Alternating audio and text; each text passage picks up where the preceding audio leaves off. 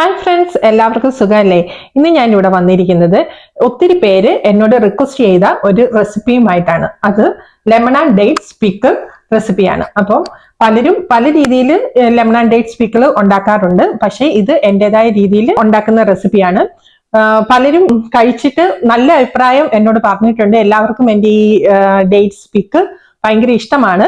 അപ്പൊ അത് കഴിച്ചിട്ടുള്ള ആളുകൾ ഇതിന്റെ അടിയിൽ ഒന്ന് കമന്റ് ചെയ്യണം കേട്ടോ, ഈ വീഡിയോയുടെ അടിയിൽ അതിന്റെ ടേസ്റ്റ് എങ്ങനെ ഉണ്ടായിരുന്നു എന്നുള്ളത്. അപ്പം എങ്ങനെയാണ് നമുക്ക് ഇത് ഉണ്ടാക്കുന്നതെന്ന് നോക്കിയാലോ.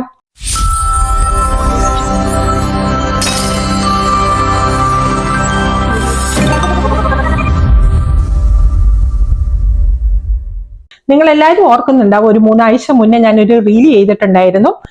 നാരങ്ങയും ഉപ്പും കൂടെ പിടിച്ചുകൊണ്ടുള്ള ഒരു റീല്. അത് ഈ പിക്കിളിന്റെ ഫസ്റ്റ് സ്റ്റെപ്പ് ആയിരുന്നു കേട്ടോ.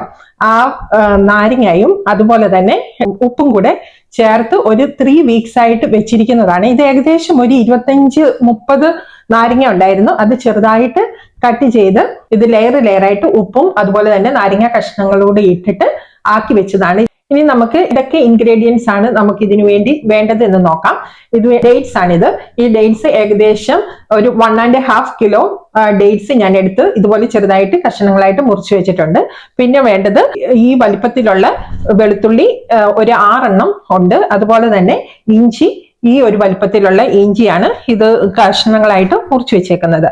പിന്നെ വേണ്ടത് chilli powder, turmeric powder, fenugreek, asafoetida, അതുപോലെ തന്നെ മസ്റ്റാർഡ് സീഡ്സും ഉണ്ട്. പിന്നെ ഈ ഫെനുഗ്രീക്കും അതുപോലെ തന്നെ മസ്റ്റാർഡ് സീഡ്സും ഇവിടെ പൊടിച്ചു വെച്ചിരിക്കുന്ന ഒരു പൊടിയാണ് ഇത്. ഇതിനകത്ത് 3 ടീസ്പൂണോളം മസ്റ്റാർഡ് സീഡ്സും ഉണ്ട്. അതുപോലെ തന്നെ 1 ടീസ്പൂൺ ഫെനുഗ്രീക്കും ഉണ്ട്. ഇതെല്ലാം അവിടെ ഒന്ന് ജസ്റ്റ് ഒന്ന് ചൂടാക്കി പൊടിച്ചു വെച്ചിരിക്കുന്നതാണ് ഇത്. ഓക്കെ. പിന്നെ ഈ ചില്ലി പൗഡർ ഒരു ഏകദേശം ഈ സ്പൂണിന്റെ അളവിൽ 10 സ്പൂണോളം ചില്ലി പൗഡർ എടുത്തിട്ടുണ്ട്. അതുപോലെ തന്നെ 1 സ്പൂൺ ടർമറിക് പൗഡറാണ് എടുത്തിരിക്കുന്നത്. പിന്നെ നമുക്ക് ആവശ്യമുള്ളത് ഓയിലാണ്. ഈ ഓയിൽ എന്ന് പറയുന്നത് നമ്മുടെ നല്ലെണ്ണയാണ്, സെസം ഓയിൽ. സെസം ഓയിൽ 250 ഗ്രാം ആണ് ഇത് എടുത്തിരിക്കുന്നത്. പിന്നെ അവസാനം നമുക്ക് വേണ്ടത് ഷുഗർ ആണ്. പിന്നെ വിനെഗർ, വൈറ്റ് വിനെഗർ ആണ് ഞാൻ യൂസ് ചെയ്യുന്നത്. ഓക്കെ. ഇനി നമുക്ക് ഇത് എങ്ങനെ ഉണ്ടാക്കുന്നതെന്ന് നോക്കാം. അതിനായി നമുക്ക് ഒരു പാന് അടുപ്പയിലെടുത്ത് ഒന്ന് ചൂടാക്കാം. ഈ പാൻ ചൂടായി വരുമ്പോൾ നമുക്ക് നല്ലെണ്ണ ഒഴിച്ചു കൊടുക്കാം. ഓക്കെ. പാൻ ഇപ്പം ചൂടായി വന്നിട്ടുണ്ടേ. നമുക്ക് ഈ എണ്ണ മൊത്തത്തോടെ ഒഴിച്ചു കൊടുക്കാം. 250 ഗ്രാം ഉണ്ട്. 250 ഗ്രാം എണ്ണ നമുക്ക് ഒഴിച്ചു കൊടുക്കാം.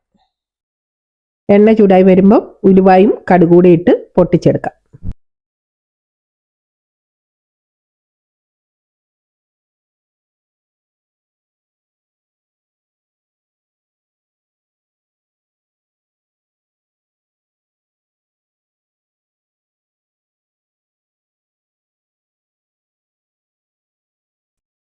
കടുക് പൊട്ടി വരുമ്പോഴത്തേന് ഇഞ്ചിയും വെളുത്തുള്ളിയും നമുക്ക് ഇട്ടുകൊടുത്ത് നന്നായിട്ട് വഴറ്റിയെടുക്കാം.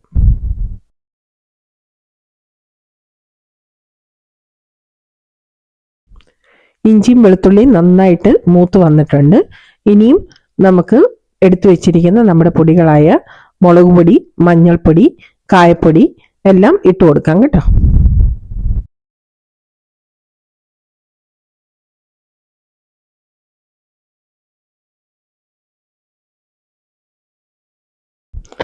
നമുക്ക് ചെറിയ ചൂടിലിട്ട് പൊടികൾ കരിഞ്ഞു പോകാതെ നന്നായിട്ട് വഴറ്റിയെടുക്കാം.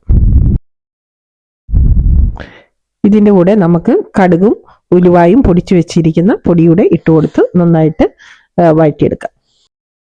പൊടികളെല്ലാം മൂത്ത് വരുമ്പോൾ നമുക്ക് വിനാഗിരിയുടെ ഒഴിച്ചു കൊടുക്കാം. 300 ml വിനാഗിരിയാണ് ഞാൻ ഒഴിച്ചേക്കുന്നത്.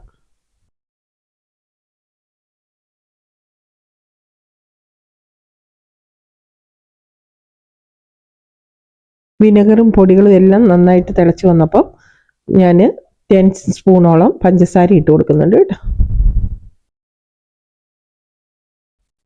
ഇപ്പം പഞ്ചസാരയൊക്കെ നന്നായിട്ട് മെൽറ്റായി നല്ലൊരു കളറായിട്ട് വന്നിട്ടുണ്ട്. ഈ സമയം നമ്മൾ എടുത്തു വെച്ചിരിക്കുന്ന ഡേറ്റ്സ് കൂടെ ആഡ് ചെയ്ത് കൊടുത്ത് നന്നായിട്ടൊന്ന് വെന്തെടുക്കാം. ഡേറ്റ്സ് എല്ലാം വെന്ത് വന്നപ്പോഴത്തേന് ഞാൻ ഈ നാരങ്ങയുടെ ഇട്ട് കൊടുക്കുന്നുണ്ട്. നമ്മൾ ഇതിനകത്ത് ഉപ്പ് ആഡ് ചെയ്യുന്നില്ല, കാരണം ഓൾറെഡി ഈ നാരങ്ങയിൽ ഉപ്പുള്ളത് കൊണ്ട് ഞാൻ ഉപ്പൊന്നും ആഡ് ചെയ്യുന്നില്ല. നിങ്ങൾ നോക്കിയിട്ട് നിങ്ങൾക്ക് ഉപ്പ് ആഡ് ചെയ്യണമെങ്കിൽ ആഡ് ചെയ്ത് കൊടുക്കാം കേട്ടോ. നാരങ്ങയുടെ ഇട്ട് കൊടുത്ത് നമുക്ക് നന്നായിട്ടൊന്ന് വേവിച്ചെടുക്കാം. ഒരു 10-15 മിനിറ്റോളം ഞാനിത് നന്നായിട്ട് വേവിച്ചിട്ടുണ്ട്. ഇപ്പം ദാ നാരങ്ങയും ഡേറ്റ്സും എല്ലാം നന്നായി വെന്ത് ഒരു കളറൊക്കെ മാറി പഞ്ചസാര മെൽറ്റായപ്പോൾ അതിൻ്റെ ആ കളറും എല്ലാം കൂടെ വന്നിട്ട് നല്ലൊരു മണവും അതുപോലെ തന്നെ നല്ല രുചിയും ഉണ്ട് കേട്ടോ. നിങ്ങളും ഇതൊന്ന് ട്രൈ ചെയ്ത് നോക്കണം. ഈസ്റ്ററൊക്കെ അല്ലേ, ഒരു വെറൈറ്റി ആയിട്ടൊരു പിക്കിള് നിങ്ങൾക്ക് ഒന്ന് ഉണ്ടാക്കി നോക്കാം. ഇഷ്ടമായാൽ ലൈക്ക് ചെയ്യാനും അതുപോലെ തന്നെ ഷെയർ ചെയ്ത് മറ്റുള്ളവരിലേക്ക് എത്തിക്കുവാനും മടിക്കല്ലേ.